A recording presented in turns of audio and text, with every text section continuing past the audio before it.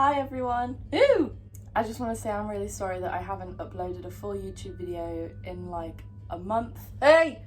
I have been uploading shorts, which is content that you won't see anywhere else. It's not on my TikTok or my Instagram.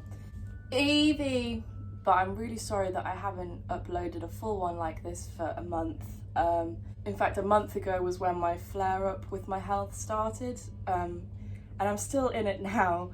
It's just that I'm more myself to be able to film content for you. And with YouTube, I find it hard to stay motivated because there's a lot more to edit and everything like that. Bitch cunt face. Woo! Yeah, so I'm really sorry about that. But today, wow, I'm going to be doing a Q&A all about my non-identical twin. Hey! I asked on my Instagram, which is just eviemeg, by the way, in case you don't already know. Hello. For some questions that you guys wanted to know about the process of writing a book, questions about what's in the book. I'm not going to give away too many spoilers, so don't worry if you haven't read it yet. Fuck you! If somehow you don't know, I released a book very recently. I'm going to put a link in the description for... Wow, you're fucking stupid, you know. I'm going to put in the... oh, fuck off!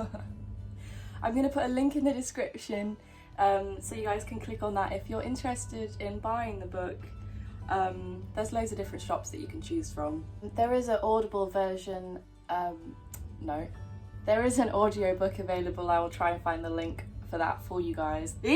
I did actually film this video last night, but I wasn't happy with how it turned out. I didn't film it during the day, it was on the evening, so the lighting is very artificial, and it didn't look good on camera, so I've literally put on the same t-shirt, because I like this t-shirt and I wanted it to be in a video. So hopefully attempt number 2 today goes better. Woo! Did you ever experience imposter syndrome when writing about yourself? So if you don't know what imposter syndrome is, it's sort of like really extreme self-doubt and almost believing that you're a fraud. And yeah, I definitely did, especially sort of midway through writing the book. I started believing, while writing in detail about my journey and my health story, I started believing that my story wasn't really anything special, and that it didn't deserve to have a book written about it. Like all these horrible intrusive thoughts, and it really wasn't nice to experience. It had a lot of doubt in my head, and at one point I was like, why am I writing this book when my story isn't anything special?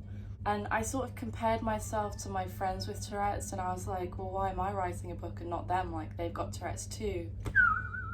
Over time, I learned that my story is unique, and it does deserve to have a book written about it, because my story is special. I've experienced things that not many people have.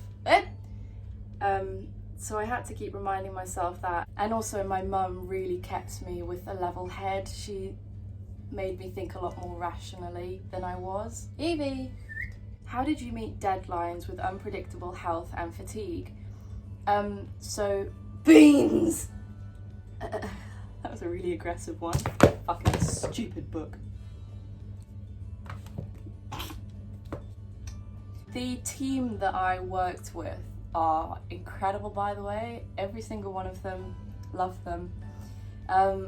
They were super understanding. They knew going into this that I had very unpredictable health symptoms and could flare up at any point. Evie, and that every day is totally different. I don't know how every day is gonna go. Fuck you. Woo! Whenever I was given a deadline, from both sides we knew that it wasn't 100% guaranteed that I was going to make that deadline. And they were just totally understanding about it. If there was a time when I was struggling to get things done, I would message them and say, I'm really worried, I'm not going to get this deadline, I'm not going to have it done by the time that you've given me. And they were like, it's okay. And just having a team be so supportive and understanding made such a big difference. If you're wondering why I'm not ticking that much, it's just because I'm talking and I'm really focused on this subject, so I'm quite concentrated and distracted, so I'm not ticking that much. Also, a little life update, we're trying out some new CBD patches, which I've never tried before. Still very early days. My mum bought them for me just to try out. The first day that I had them on, I was actually really calm all day. So yeah, just before I get any comments like, oh, she's not ticking very much. Hey! Because I know what people are like. How long did it take to write? Fuck you, loser. So the whole process, in November of 2020, it was hang on, let me just check. I have this very special notebook. My mum made the cover, because she's a sewer. And I kept it and dedicated it to the journey of writing this book. So on the 25th of November 2020, I was contacted by the book company, but it wasn't actually till January 2021 that I actually started writing and typing things. How big? Hey, yeah, you fucker. Unfortunately, having memory loss means that it's really, I find the timeline of things really, really difficult. But I think I finished by June, July, which in my opinion is quite quick for a book. Like, I don't really know that much about books, which sounds a bit weird to say, but I think from January to July, this is only the writing, keep in mind this is just the writing, it doesn't include like the front cover and the proofreading. I was started in January and I think I was finished writing by July. But the whole process, I would say, took about 9-10 months. Did you have any alternative titles that you may have chosen, or did you know from the start? So from the beginning, I did know that I wanted my Tourette's to be named as another person. But my non-identical twin wasn't like a straight away, yes, that's it. There was a few different titles that came before it. But they were all along a similar line. So I believe that my pesky pal was an option at one point. But it didn't sound right. I wasn't happy with it. And there was a few like that. I can't remember. They'll be written down in a notepad somewhere when I was thinking of it with my mum. My non-identical twin just sounded perfect, whereas like my pesky pal sounded like childish, you know? The other ones weren't quite right. But yeah, perfect. Evie, how did you stay motivated and not get tired or give up? Ow! So, writing a book with health conditions is a really big task. I mean, writing a book is a big task for anyone, but when you have disabilities and you have the added symptoms on top of it, it's really, really difficult.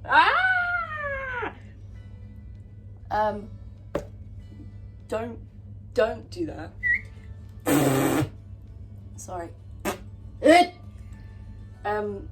But the main thing that kept me going was I had an image in my head of my book being in bookshops, strangers actually like holding something that I've written, Evie, and me being able to hold it, and I just kept that image in my head, sort of like the finish line at the end of a race, you know?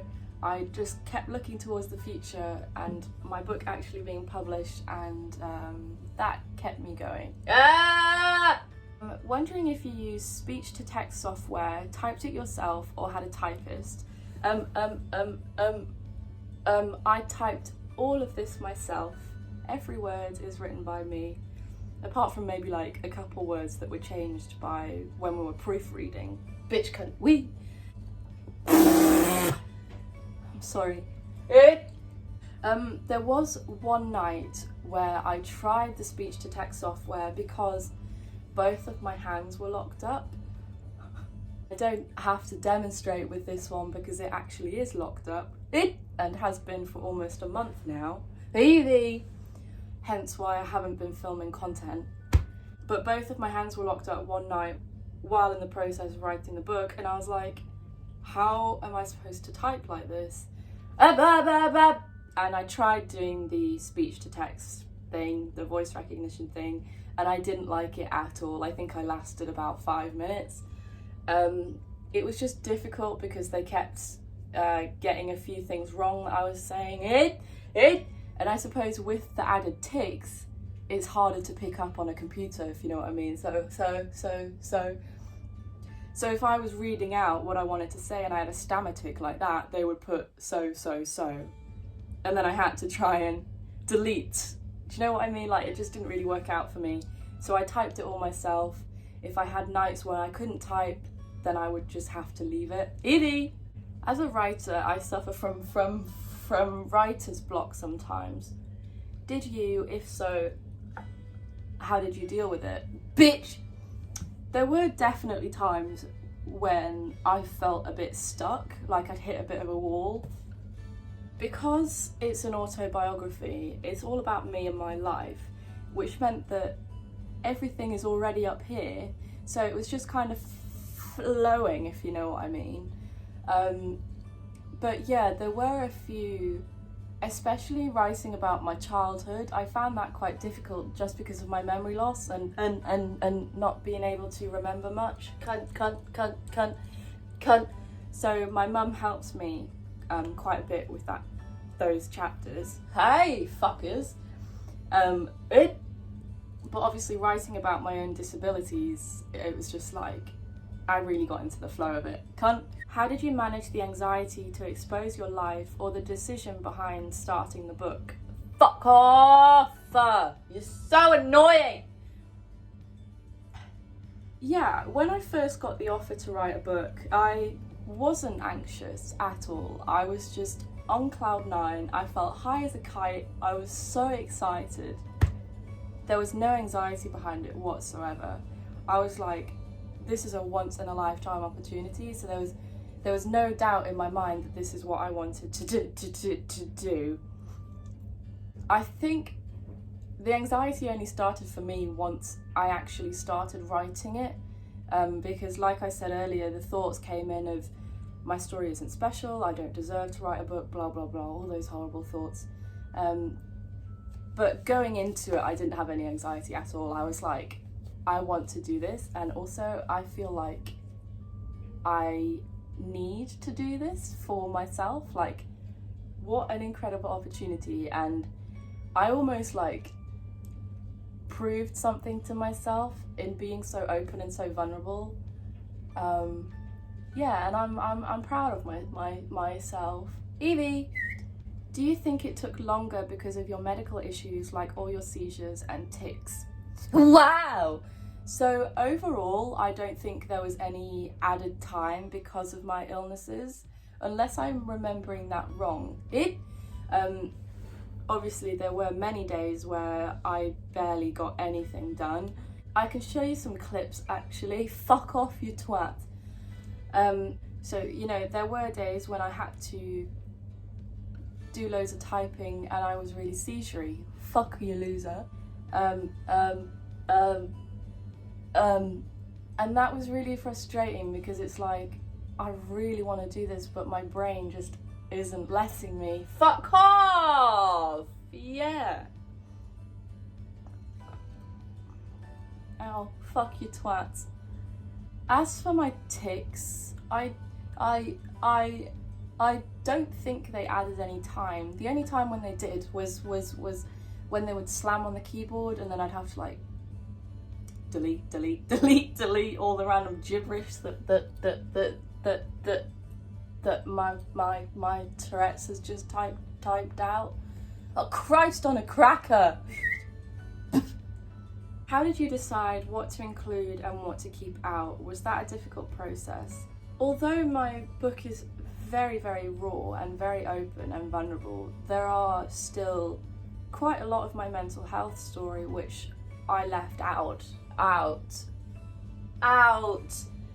And that was just personal choice. There was a few reasons for it. So one was that I was very aware of who was going to read my book, and I knew that that included my grandparents, my close family, my cousins, my aunties, my uncles, Evie, and, you know, maybe people I went to school with, people I did gymnastics with, like all of that stuff. And I sort of had to imagine how I would feel if they read it, and there were some things that I just weren't comfortable with people like that knowing. Fuck you.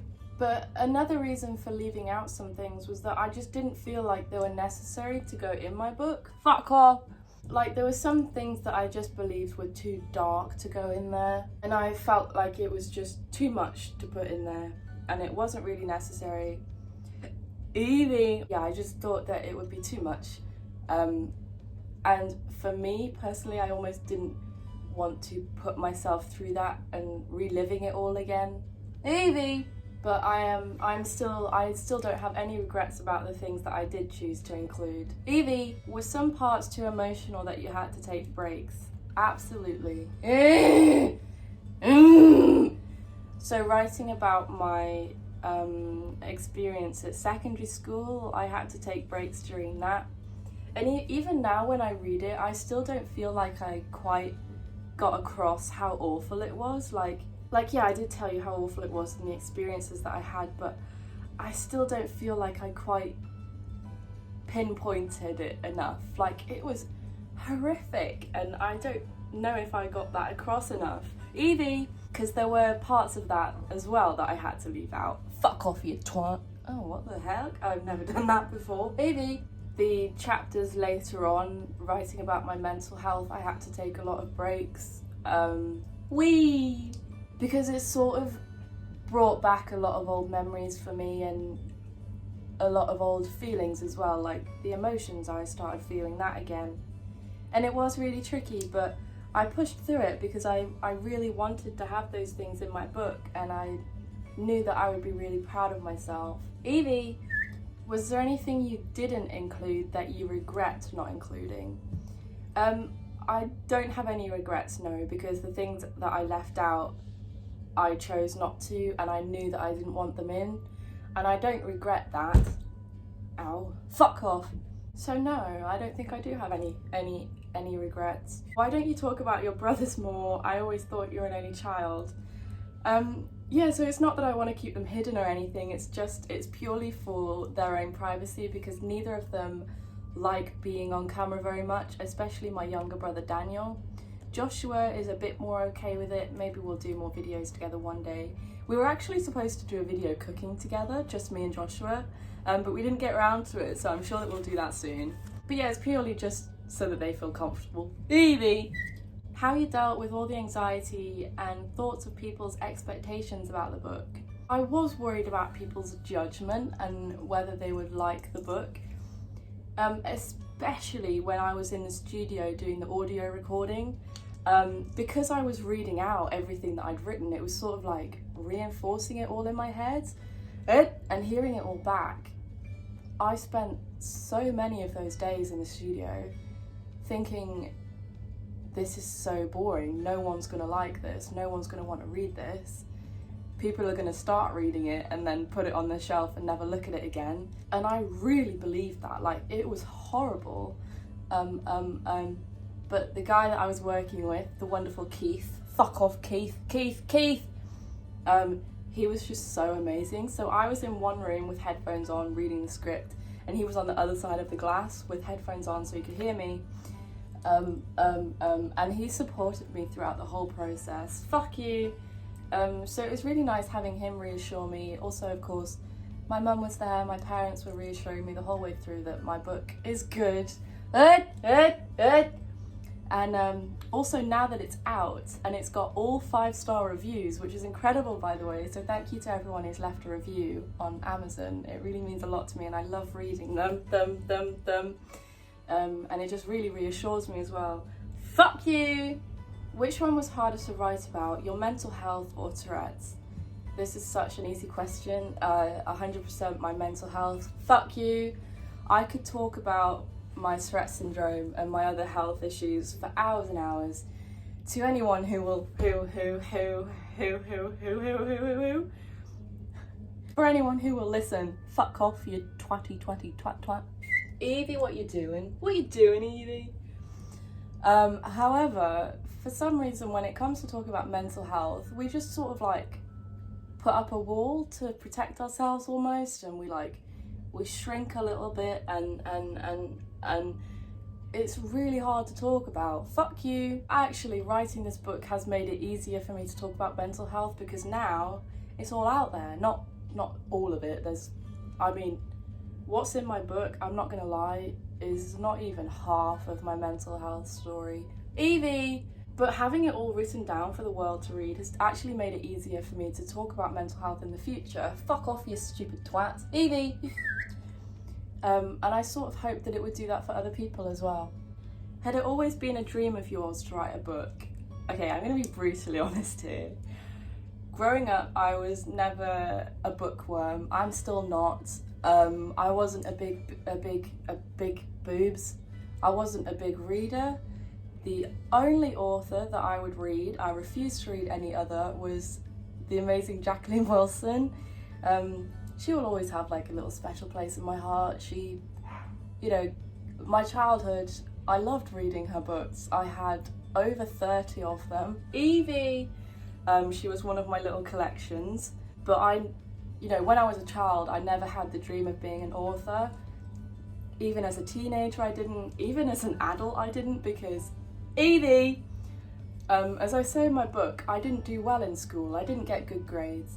I wasn't academically bright, so the thought of writing a book never even crossed my mind because I didn't really think I was bright enough to write a book. Fuck off.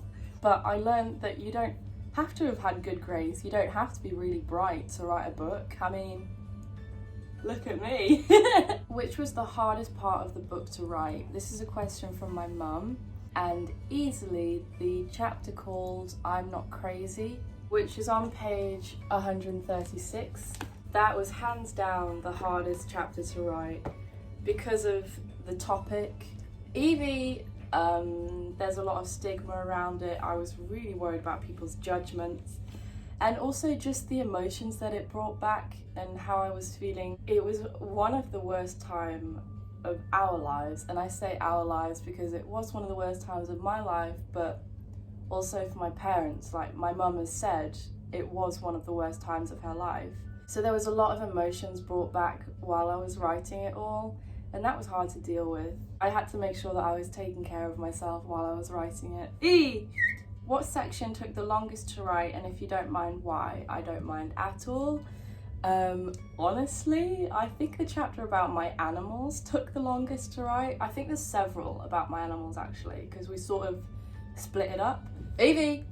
But the reason that took the longest is because I could talk about them all day, all week. The chapters about my animals in here were cut down massively because I wrote so much about them that the majority of my book was about my pets rather than my story. So it was cut down. Fuck you. How was recording the audiobook with your tics? It was actually okay. There was one day when I had a tic attack in the studio, but it was a mild one compared to my other ones, and it didn't last too long. Fuck your mum. If you've listened to the audiobook, I haven't, because I can't bring myself to listen to my own voice. I find it so cringy. I don't like the way I sound. Fuck you. There's a lot of I do that in between literally every sentence from what I remember recording. There was a bit which I don't know if they've left in or not, where there was dick. Yep. There was this one bit in the book that I could not get past for the life of me, and Keith was on the other side of the glass like sniggering. I could hear him laughing, and I couldn't get past it for like a solid 5-10 minutes. I don't know if they left it in or not. Was there a point where you felt you should give up on your book, and how did you get through it? There was never a stage where I was like, I don't want to do this anymore. That thought never crossed my mind. The only stage when I had thoughts that related to that was when I was like, I don't deserve to write a book. I'm not special enough to write a book. But I didn't particularly think I want to give up on this. I just thought, am I doing okay, sort of? I don't know if that makes sense. Fuck you. Did you have to make a timeline of events before starting? Absolutely. My mum helped me with this. Like I said before, with my memory loss and sort of time gaps, I really struggle with the timeline of things. Even just recalling the last few days, I don't know what was where, if that makes sense. So I did find it really difficult to make a timeline of my life, but I had my parents' help, so I was all good. Have you had any hate about your book? Evie, yes, I've received one hate comment, and it was from some idiot who clearly really dislikes me because they took the time out of their night to comment on loads of my videos, to get my followers' attention. Evie! And they said that my book was a scam because I've written a book about my fake disabilities, which I don't have. Evie! That's the only piece of hate that I've got. But yeah, he sent so many messages, it was ridiculous. Was it difficult to find the right words to describe everything you've gone through? Absolutely. This is a really good question, actually. I wouldn't have thought of this if I was asking somebody else. So good question. Especially in the chapter called Is This Real, which is just before the chapter Is This Crazy, which I talked about before. Because I was talking about a certain disorder which is so bizarre, it's so unusual, it was really, really hard to describe it. Fuck off. Ow. Also, finding the words to describe a tic attack was quite tricky too. Like, physical symptoms were hard to describe. What was the thought process behind the beautiful front cover? So I knew from the very beginning. I will show you this draft. Here's something that I came up with to show the book team sort of the ideas that I was having. So you can see I put the title at the top. So I knew from the beginning that I wanted two girls. Originally I did want like half of a face on that side and half of a face on this side, but I actually much prefer with what we went with. So if you don't already know, these are both me. They got my side profile. I sent them my side profile and they got it. So that's my nose shape, my lip shape, my face shape, and of course my space buns, which I actually don't have in today. Fuck off, you stupid Willy. But yeah, I wanted to personify my Tourette's because I don't really see it as me. Like, it's part of me, but it's not me. I can't. And I think we did such a good job capturing that. And I personally think that the front cover is beautiful. I think it's a really beautiful book. I'm in love with the spine. It's one of my favourite parts of the book. And even just like the colour of the text on the back. Ignore the bite mark, I accidentally bit it. My Tourette's bit it, I should say. But yeah, I think I've answered all the questions. I'm sorry if I didn't answer yours. Some of them were quite similar and repetitive. Stupid! They weren't stupid. Fuck off, cunt. Wow, wow, wow, wow, wow. Yeah, I hope you've learned about what it was like for me writing a book. I hope I didn't leave anything out that I wanted to include. I probably have, I always do, because when I edit it, I'm like, oh, I should have said that, cunt, stupid Willy, wee. I just want to say real quickly, because I have my physiotherapy soon, which I'm really excited for.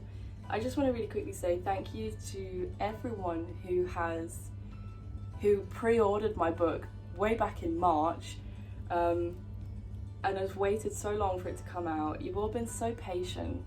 And also everyone who showed up at my book signings. You all made it so special. I had this big fear in my head that I would be sitting at my table with all my books to sign and like no one would show up, and like I was so wrong. The queues were out the door. It was incredible. So yeah, just a massive thank you, because my followers and subscribers are all so loyal to me, and whenever I get hate, I feel like this protective barrier around me of all my lovely followers who protect me and stick up for me. So yeah, a massive thank you, and I send you all a very big hug. Evie, what you doing? So yeah, thank you so much. Thank you for watching, and hopefully, fingers crossed, I will see you soon. Bye. Cunt.